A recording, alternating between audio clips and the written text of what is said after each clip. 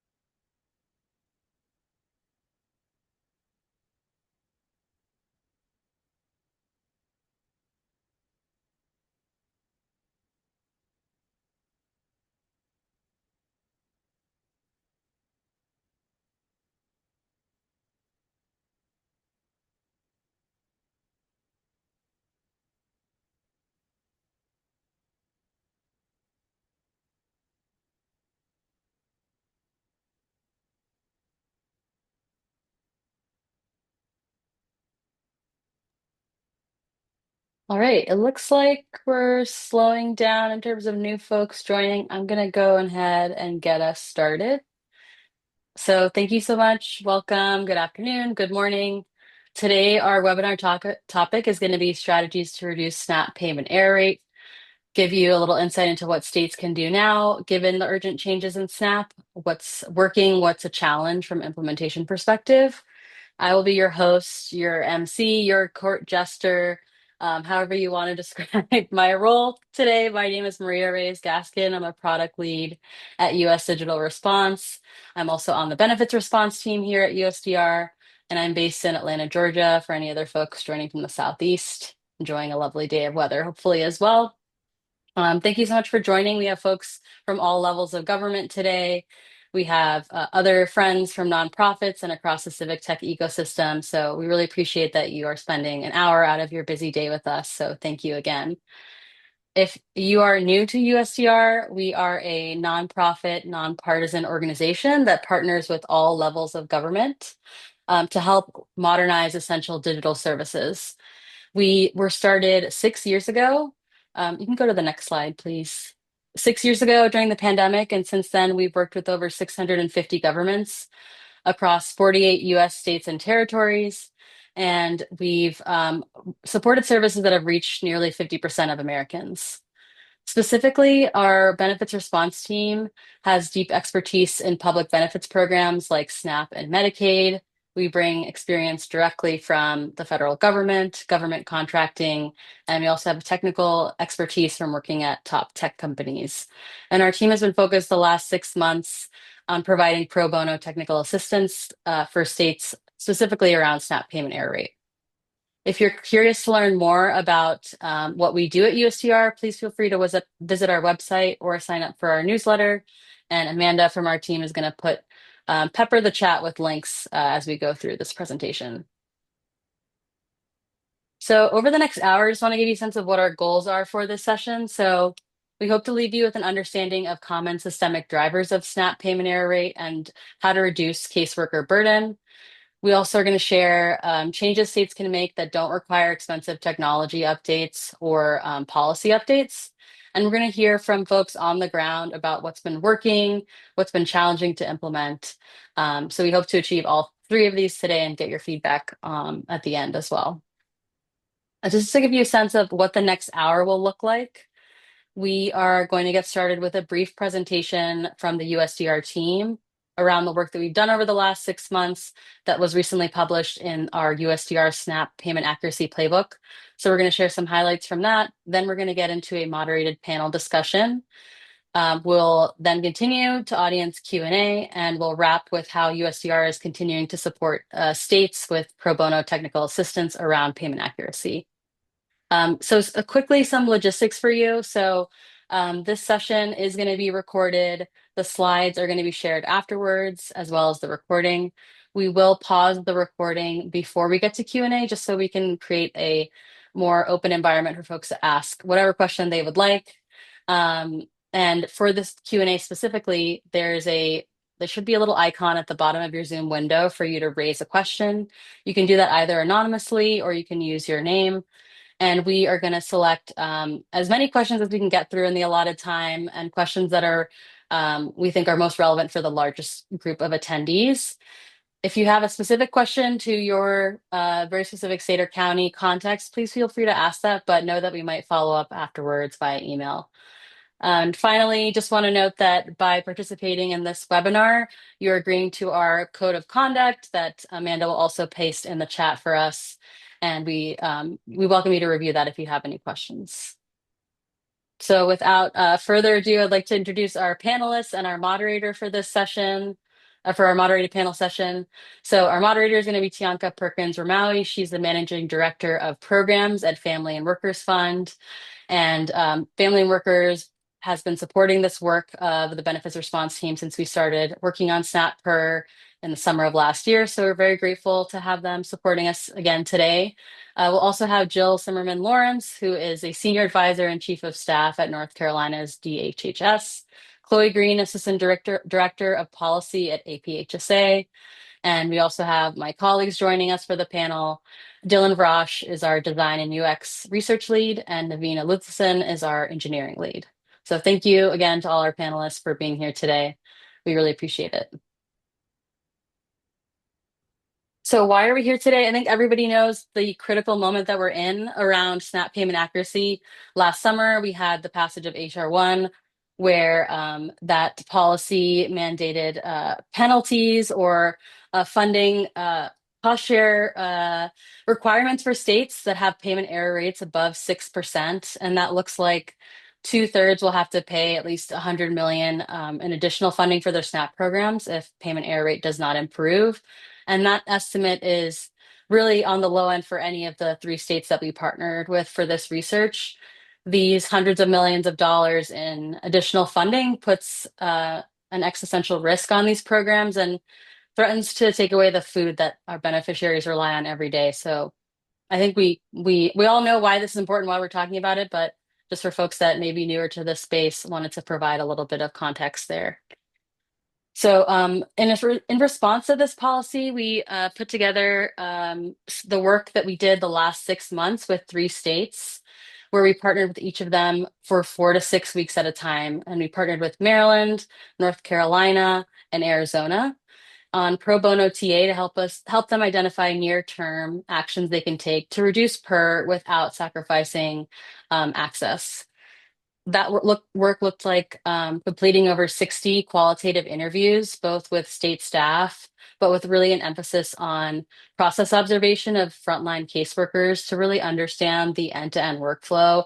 And within that, where are the barriers to quality, where are the bottlenecks to accurate processing. We also did a rigorous analysis of years of QC data and QA data where available, which was enabled by having data share agreements with each of the 3 states that we worked with. And we also assembled and spoke to a diverse group of stakeholders at each state. So folks from policy, IT, data systems, operations, you name it. So we could kind of understand the context of each state and what has worked, what's been challenging to create change around this specific issue in the past.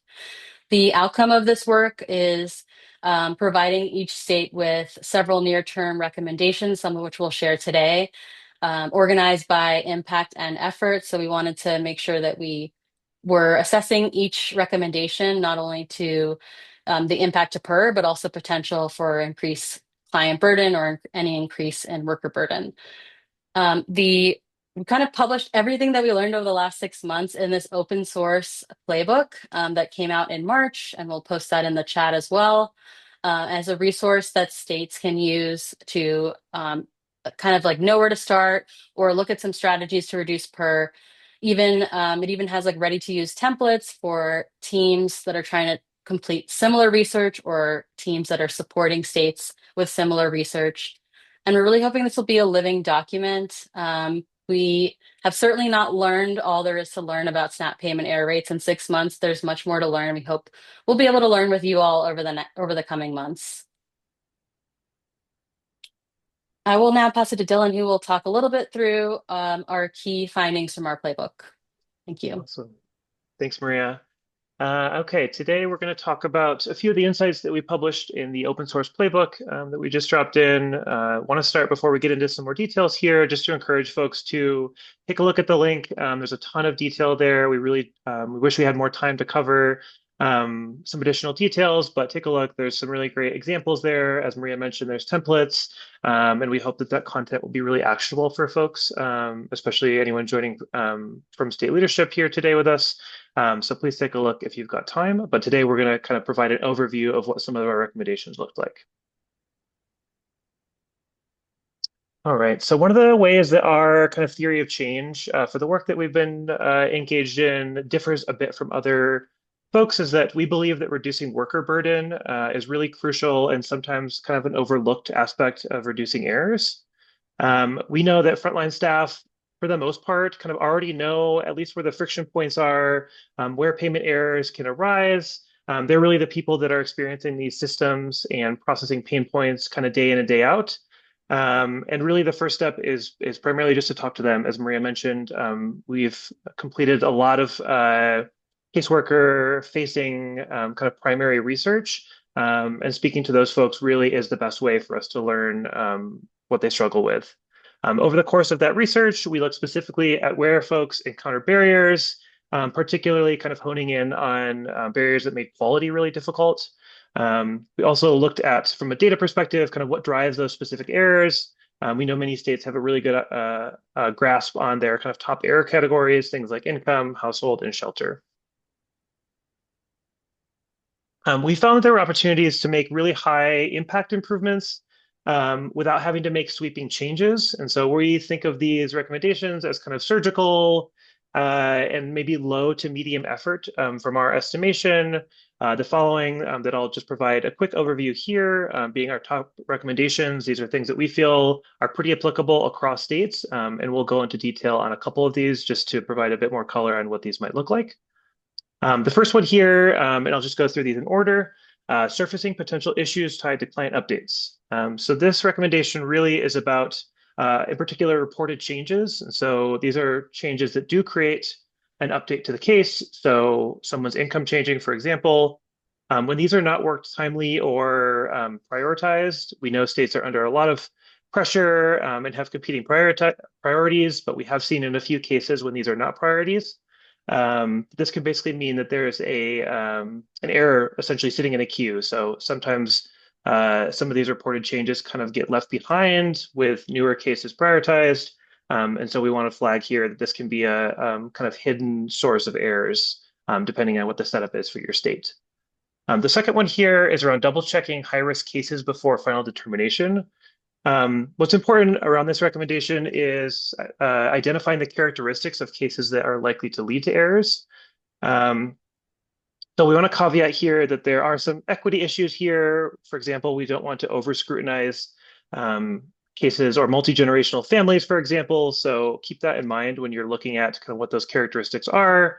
But we also know that there are certain things that are more likely to lead to errors when you can look across cases. So once you're able to identify what those characteristics are, creating processes to recheck those cases before determination is made and basically avoiding the error.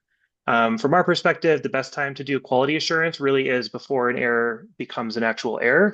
And so again, shifting that, we know some states do a little bit of both. That can look like pre-authorization teams. We also know some states are able to do this with supervisor checks. And so there are a variety of ways to implement this, but we've seen this be really, really effective. Third here is around improving the usability of your systems. So we know folks are dealing with all sorts of combines legacy components, some modernized. Their systems are really complex. We've been really in the weeds on many state systems, and so we understand kind of what folks are working with here. Um, we believe, though, given kind of that complexity, that really targeted improvements around pain points that caseworkers experience, again, back to this kind of day-to-day, what are folks struggling with? Anything that is related to or like could potentially cause an error, we believe those sections of workflows are really ripe to kind of improve the usability here. And I'll go into a bit more detail on what that might look like in just a second. Fourth, creating more feedback loops between teams. We believe that it's really important for frontline staff to hear from QA and QC and vice versa, in order for everyone to kind of be moving in the same direction towards improving quality and reducing errors overall, that cycle is really beneficial for states. And finally, communicating with beneficiaries in plain language. We know a lot of states. We've seen some really great work from other civic tech partners in the ecosystem here. However, kind of zeroing in on any communication with beneficiaries that, again, may lead to a potential error, things like change reporting forms, verification documents, or requests for verification, any other touch points that are involved in errors. We believe these benefit from a second pass at ensuring these are really plain language, really clear, that we understand or that beneficiaries understand what actions they need to take to avoid errors in the first place. Next, we'll cover in a little bit more detail, as I mentioned. I'm just going to go into two examples. Again, there's a lot more detail in the playbook here, but we'll just provide two examples for some color here. The first one here is around that usability piece. So looking at your eligibility system, this is just one example. Here we're showing a design mockup. Um, this sits kind of within an existing eligibility workflow. So this is not proposing a kind of like major systems change. This is really zeroing in on one section. Here we're showing on the left, the earned income kind of like data input for a caseworker, and on the right, the associated verification document. And so caseworkers, the idea here really is that caseworkers can directly reference the document that is associated with the data that they're inputting. Here, obviously, in most states, earned income is one of the top error categories. This is really important to get right. And so previously, these were kind of disconnected workflows. And so the proposed change here really is just to bring them together. This is primarily around improving the user experience. And again, should be a fairly straightforward change for states to work with their vendors on implementing. All right, we can go to the next. Awesome. Another example here is around that communication and moving more towards plain language and how we communicate with beneficiaries. This is an example here. This is some redesign work that we've completed using some USDR tools. Again, we know there are some other folks doing really good work around notices here. On the left is a state change report form. You can see this is a bit more complex. This is more of what we like typically see in non-plain language forms, longer paragraphs, a bit more density of information.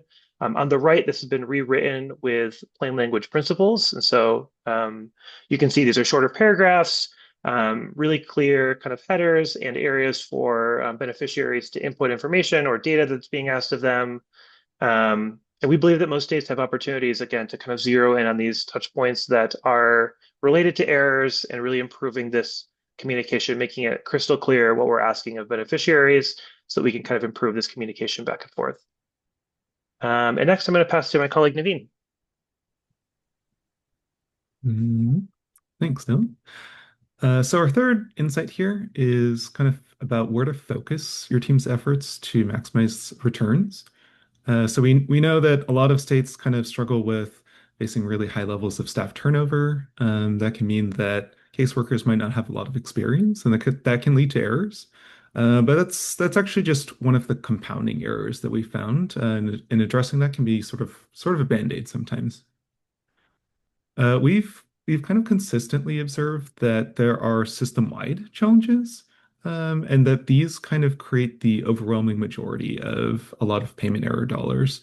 So, for example, things we've seen are verification docs that are either organized or formatted in ways that are kind of easy for folks to miss income on. These can look like client notices that are difficult to parse or understand.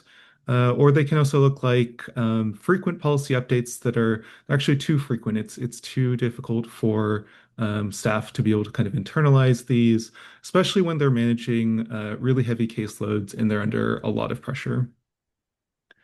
Um, so in kind of contrast, I think what we found is looking at the usability of some of the client tooling here, looking into things like making client notices plain language, like Dylan just mentioned. It could be revisiting policy and how it's rolled out. These tend to be much larger opportunities for improving payment accuracy. So we've also seen that these types of system changes are just both more efficient and they're longer lasting, right? Because they are independent of training and staff turnover and things like that. And this is, of course, not to say that caseworkers don't make mistakes. They absolutely do. But systems can be improved, so it's actually hard for them to make mistakes, right? Because all of the information is there. Our fourth and I guess final insight for today is around kind of collecting better data, or at least more nuanced data.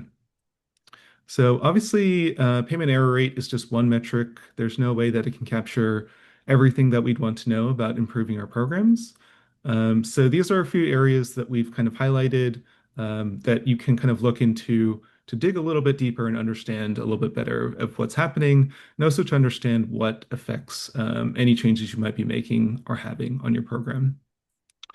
So the first one is that PER doesn't tell you specifically what is going wrong in certain error areas. So when kind of targeting specific changes, you can't necessarily see that that's happening in payment error rate. And so instead, you have to kind of look at those specific errors as they're occurring and making sure that those are going down. Another thing that we know is that there can be a balance between payment accuracy and the speed of processing.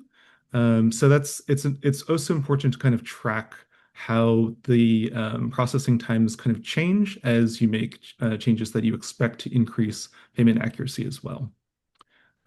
As Dylan mentioned, there are things like change reporting, double checking cases that can help a lot.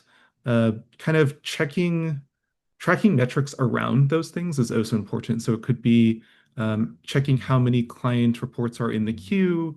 It can be about if we're checking about the efficiency of double checking cases, we could be looking into what percentage of those cases that get double checked are actually have errors on them. And then the last one is around, staff and client kind of communications and outcomes. Feedback directly from staff is important. It's also important to kind of look at different metrics around client kind of compliance. So if they are responding to notices, if they are submitting the right documents, those are all important metrics to track. And then I'm actually going to pass it off to Tianka now to kick off our panel discussion. Thank you so much. I know that many folks here today are in the thick of this, and I love that this is a space where we can dive into practical solutions. So I'm so grateful to our panelists and would love to invite you in. You've also been deeply entrenched in this work and have many practical strategies to share. So I'll start with the playbook. It describes the what to do, but it can't fully capture what it actually takes to start the what. So I'm curious, and of course, Jill, you're the expert here. What did it look like in North Carolina to move from we know there's something here that we need to address to we're actually taking steps to do something? Thanks so much for that question. And just want to say thank you to the U.S. Digital Response Team for the work that y'all did in collaboration with North Carolina Department of Health and Human Services and our counties. I know that we wouldn't be as far along today if it weren't for the work that you all did. So North Carolina is a state supervised, county administered system. And that means that the state staff are not actually the ones in the daily interactions between beneficiaries and caseworkers. Our state staff don't make those determinations for the 600,000 folks that are families and households that are in our caseload. And so we really focused on don't get spun up on what we can't see. Don't get spun up on what we can't do. Let's think about the steps that we can take and what do we need to do as a state office, and then what are we going to do in collaboration with our 100 county departments of social services. So first, we started looking at our quality control data. We had access to it. It's already been processed. We know what's good and what's not working in that data. And we asked the question, what's the data telling us about our errors that exist in our sample, and therefore what would kind of we expect to see in our caseload? And then we asked the question, do our county departments of social services actually know our data? Do they know what the what the challenges are that they're experiencing, or because we have 100 of them and not all of them are sampled, are they just getting bits and pieces of the information? We decided that we needed to tell a better story for our county so that they could see across all 100 counties what was happening, and then specifically what's happening in their county. And then we asked the question, what are the ways the state can actually help solve some of these problems? We had kind of two minds about this work. What are the short-term solutions? What can we do to fix our current caseload? How can we impact federal fiscal year 26's payment error rate? And then what are the questions? What are the ways do we fix our caseload and fix our system so that we can't make errors in the future? So with this kind of two frames, I just let my team of experts really pitch ideas to us, and we also listened to our counties. And they both thought about quick wins. What are things that we can do today that will make small impacts? And then what are some systematic changes that we're going to need to do? And so I think one interesting issue is around shelter deductions. So our analytic team kind of looked at the raw data and found that we had a lot of cases in our caseload where there were multiple shelter deductions. And for those of y'all that don't know, the way you calculate how much of a benefit someone gets is their income minus deductions. And one of those deductions is around shelter. And so you wouldn't expect to have someone that has 2 or 3 rents on one case, because a case is generally a household.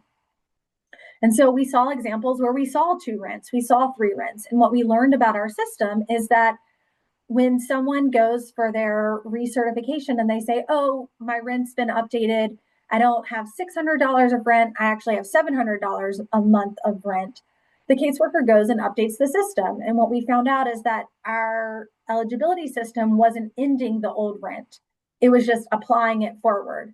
So instead of having $700 of a deduction for the new rent, it was deducting $1,300. And so the benefit amount was too much. And so we fixed that system. We actually closed over 2,000 cases. And we also created a way in our system that there's a pop-up when someone enters in a second deduction in shelter. It'll say, hey, just wanted to make sure that you knew that this is happening. Do you want to automatically close the old deduction? Or is there a reason there should be 2 shelter deductions here? And we've seen that over 2,000 or 20,000 times, our case workers have used a one-click option to close an old shelter deduction, which really also drives down the time and the clicks that they have to do. And it prevents them from having to remember another thing to do in their case processing. So those are the kind of things that we thought about. What are the short-term solutions on our caseload? And then what are the long-term solutions to prevent issues in the future? Thank you for sharing that, Jill. It's pretty amazing what you can find out when you dive into the data, but capacity comes up again and again as a challenge, and you really need it to be able to do that deep dive. So I love to turn to one intervention that states have found very high impact, but it's been hard to stand up, and that's quality assurance review or double checking cases before final determination. That was the highest impact intervention found in USDR's research, but standing it up requires a lot of staff time, and there's certainly not an excess of that. So, how do you make the case internally when everyone is already feeling stretched? Is something I would love to dive into. And can I start with you, Naveen? Yeah, absolutely. So, something that we talk about a lot as engineers is what to do when you're in kind of resource constrained environments. Really, when everyone is doing as much as they can, the only thing you can really do is make trade-offs, right? So, there is, like we said, tends to be a balance between processing time and accuracy. And so just kind of paying attention to what that balance is and correcting as you need to is important. And that also comes down a lot to execution. So as we mentioned, when you are picking the cases for a second review, the way you pick those cases is very important. I think Jill will speak to that a little bit later. But that can also be changed between prioritizing timeliness or prioritizing accuracy. Another thing that we've seen is that it isn't necessarily about doing more. You can kind of just sort of redistribute workload. So maybe if QA is checking things after determinations are made, maybe that can be done before the determination is made, and that can be used as a double check.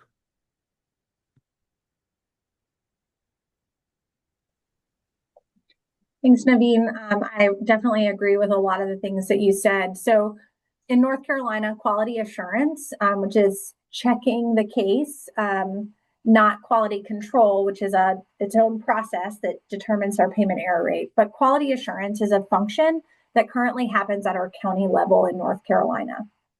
And so at the state office, we actually are not mandating how that happens. It was really important for us to first understand what are the processes that are happening at the county level, who is doing QA. I sat still too long and my lights turned off.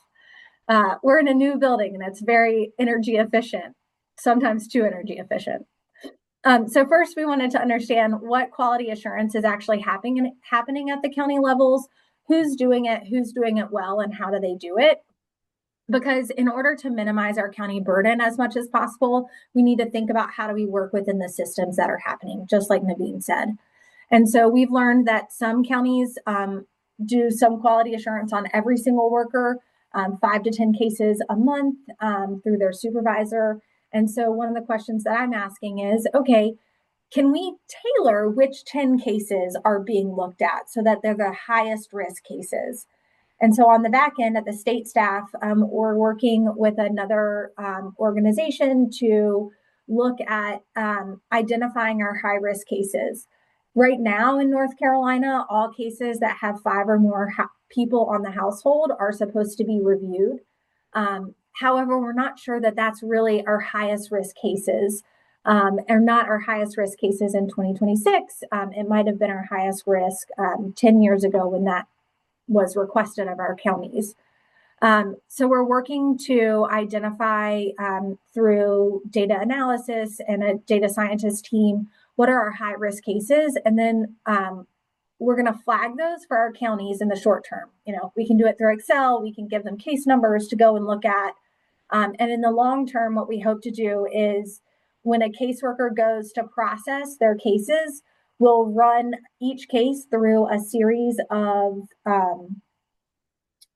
rules, and the rules are for our high risk cases. And so if one gets tripped, it would go into a supervision review first before it is approved all the way through.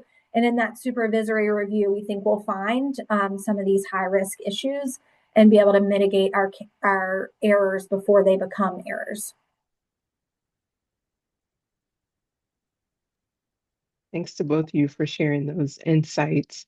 And I actually want to dive a little deeper because another theme that came up in USDR's research is that caseworkers don't get many opportunities to actually hear feedback from case readers and teams who are going through the cases. So, how does the feedback loop need to be structured to actually support change, and who has to own it?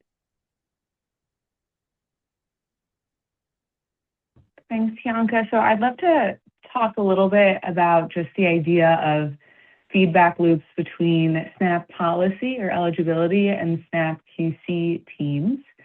So at APHSA, I have had the great honor and privilege over the past several years to work and lead 2 affinity groups we have, one SNAP policy directors and one as QC directors in states. And there's different interests and different purposes to the program, whereas, SNAP eligibility workers spend maybe 45 minutes on a case, and their purpose is to get through, make sure they're seeing if someone is eligible and get them benefits as timely as possible. And QC can have days to work on one case and make sure that, everything was checked and to make sure that it is as accurate as possible using every data that could be available.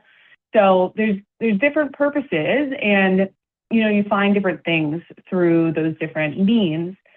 And there's also been a lot of direction and guidance from USDA to make sure that there isn't bias in having those 2 processes overlap and to keep them separate.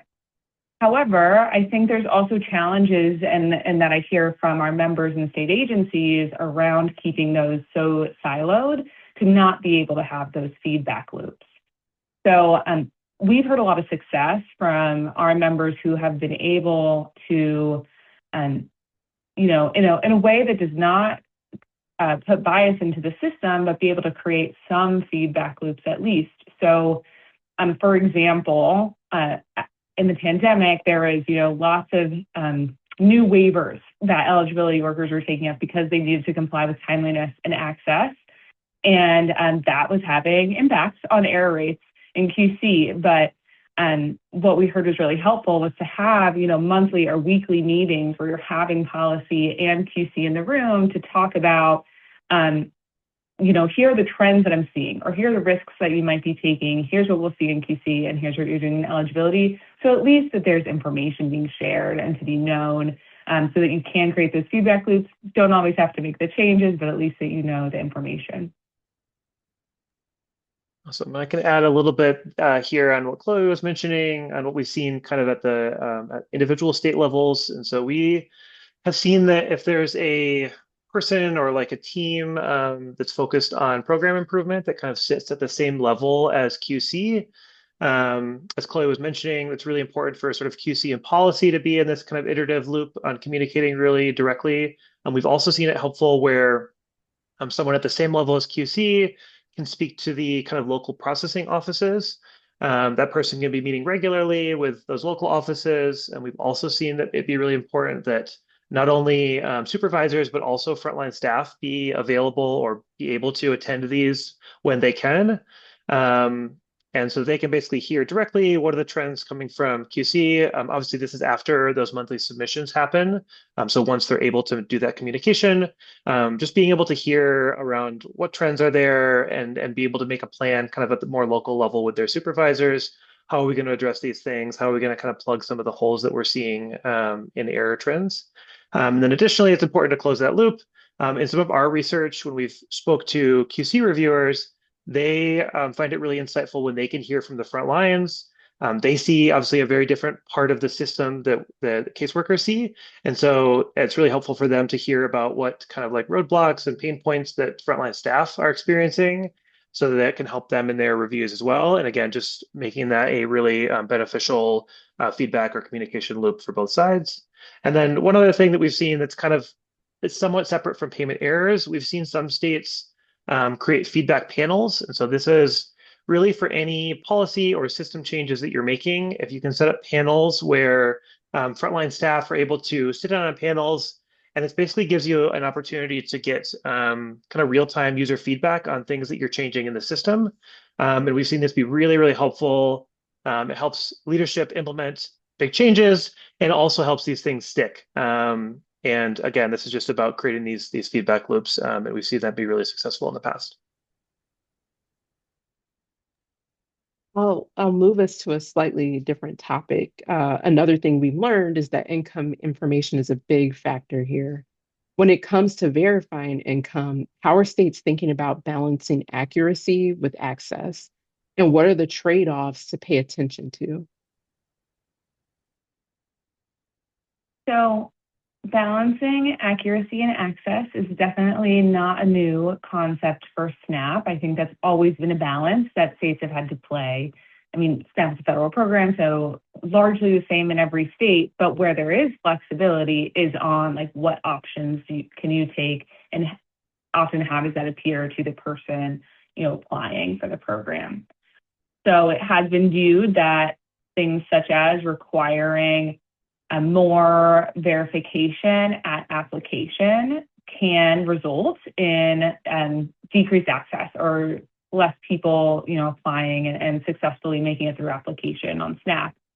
However, it also means that in taking an option like that, for example, accepting self-attestation on something like shelter, means that a state is accepting some risk that if the cases are selected for a QC review, that when in QC they're required to get, paper verification, the landlord's signature, and and contact and everything, that they're assuming risk and that it might not be accurate. And, you know, I will just say that the equation is now different after the passage of HR 1, because, of course, there has always been liability in payment for higher error rates, which was already, you know, a significant detractor for states. But now we're looking at potentially hundreds of millions or billions of dollars in a state based on that payment error rate, based on a pretty small sample of cases. So that risk equation just starts to look different. And kind of unfairly scaled, I would say. So it's going to continue to go on, and I think states will have to find the right balance so that we're, you know, can balance the people who really are eligible and should be getting programs, can get programs and aren't, get staff and not be deterred, but also to mitigate the risk that could potentially put the whole program at risk. I would just add to have folks consider that, yeah, something like increasing verifications could actually also increase payment errors because you're adding an additional step for caseworkers and also clients, and every step of paperwork or documentation that needs to be done can, you know, there's an opportunity for errors there. There's also potentially negative impacts, as Chloe mentioned, to timeliness and backlogs and access. So just a little add-on for that one. Thanks to both of you for sharing. And I don't want to neglect to mention kind of another layer of complexity that affects a significant number of people in this room. And that's what happens when the state sets policy, but counties run operations or county administered states. How do you drive implementation across 100 counties, Jill, uh, without being able to mandate it? And anyone else who wants to jump in? Yeah, I think Dylan has some good thoughts on this as well. You know, it is a trick. It's something that has to happen. But I've also talked to state administered states that say, you know, just because we're not county administered doesn't mean that I don't have 15 different, you know, centers where my workers are working, and that processes may be different in those places, just by dispersion. And so I think it's actually a common issue that we see across the board, no matter if we're county administered or if we're a state administered state. But, you know, I think the big part about this is that it is very relationship driven. I think one of our big strengths in North Carolina is our continuous quality improvement team. This is a group of 7 folks that kind of go around the state and meet with each county once a month. They each have their own region and really talk about the processes that are happening around economic services. And specifically, we've gotten really specific on payment error rates and what's happening and how do we support your processes. The relationships that these continuous quality improvement folks who used to be county workers are able to develop with our counties gives us really a look behind the curtain about what is happening and how processes are being driven. And that actually has really helped us with making better policy. Because if our policy isn't understandable, if the interpretation of the policy is interpreted 6 different ways, even within one county, that's not good. And so this really has given us the opportunity to have a trusting relationship with our counties so that they know we need improvements on both sides and we're both working together on that. So I think half the battle is really making sure that we have good policies in place, that we're working and have a trusting relationship with our counties where they're giving us feedback and we're able to take it and improve our policies or to clarify interpretation, and then also monitoring in that work. So we do monitoring evaluations of each of our counties throughout the years, depending on how large they are, is how frequently those happen. Thank you so much for sharing. I know we only have a few minutes left, but I just have to ask, what do you wish you had known before starting this work that you want other states and practitioners to hear today? Oh gosh, that is a great question. I think I've been really heartened through this work. Our caseworkers care so deeply. They really care about the work that they do you'll hear this 100 times. None of us do this to get rich. But they really do it because they're invested in their community and they're invested in um, their neighbors and making sure their neighbors are fed and, for those that do Medicaid expansion, have health care, et cetera. So that's something that's really been heartening to me. And the more that we get to actually speak with caseworkers and our county supervisors and directors, the more we get to see that, and that's really beneficial. I think the other thing is that like the solutions are there. People know about them. People can implement them. They just need support to get that done. And that there is low hanging fruit and there is huge system changes that we can do to improve this. And as we improve payment error rates, we're improving the opportunity for the caseworker, but we're also improving the beneficiary experience because for errors that are identified, people have to pay that money back. If they had an overpayment, they have to pay that money back, and that's really hard for a family. So this can be really good and strategic work. I think communication is something that has been really, really important for us. We have to both communicate to our county departments of social services, of which we have 100 across the state, but also to stakeholders. If they don't hear what you're doing, if they don't hear what an individual county is doing, they may assume nothing is happening, and the bill for this will come due. In North Carolina, the risk is between 140 million and $420 million a year. And so we have to make sure that we are communicating what we are doing, communicating the opportunities that are ahead, where we're going to need some financial support, some resource support in order to implement it, and just to make sure that everyone sees all the great work that's happening. This is a problem we didn't ask for, but it is a problem we are solving together. And I think that it's really important just to be communicating what we are doing because I think states across the nation are doing so much to address this work. I'll just add on if I can. One small thing that I wish I had known before we started this work is just the sheer importance of having like that practical data share agreement in place with states and the um, allowing the time that it takes to complete those. That could take anywhere from 3 weeks to 3 months, but they're super important so we can whatever team is performing the research can have access to that case level data, that QC data, that non-public QC data, and any QA data. So getting started on that as early as possible in the process, if you haven't already, is just a small tip that I wish I'd known before we started. Thank you. And really thank you to all of you, Jill, Chloe, Naveen, Dylan, Maria. This is exactly the kind of honest, practical conversation we need more of right now. And I hope everyone in this room is leaving with at least one thing that's helpful that they'd like to try.